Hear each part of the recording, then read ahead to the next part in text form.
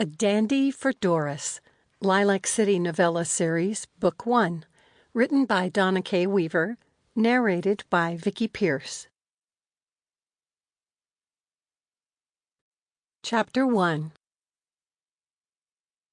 Marshall Breckinridge looked over the newspaper at his younger sister and prayed for strength not to strangle her. Judith glanced around the room with disdain.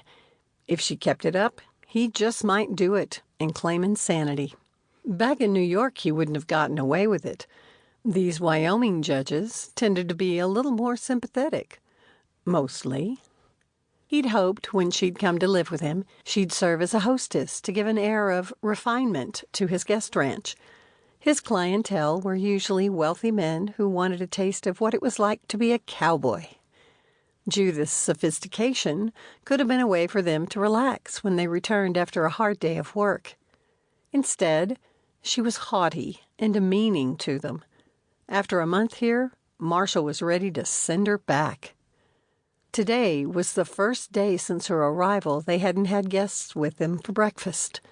The 3 dudes who were staying with them had left early to help Marshall's men mend fence before the day got too hot. "Judith," Marshall said, lowering his paper, "you've about overstayed your welcome."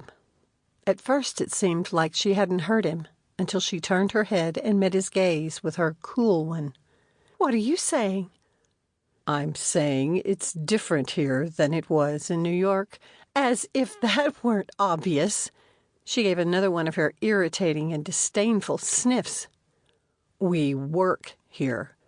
And if you're going to live with me, you must work too." Judith blinked at him as though he'd spoken a foreign language. He shouldn't have been surprised by such a response.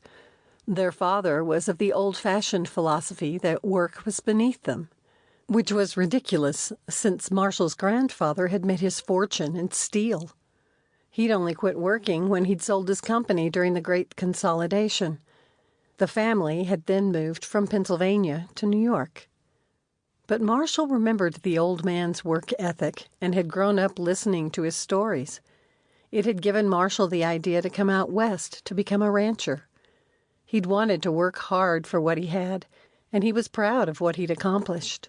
"Breckinridges don't work." Judith's words were firm and condescending.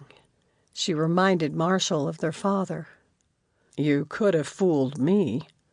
Marshall put down the paper and lifted his hands to show the calluses on his palms. His sister's only response was a "Sample complete. Ready to continue?"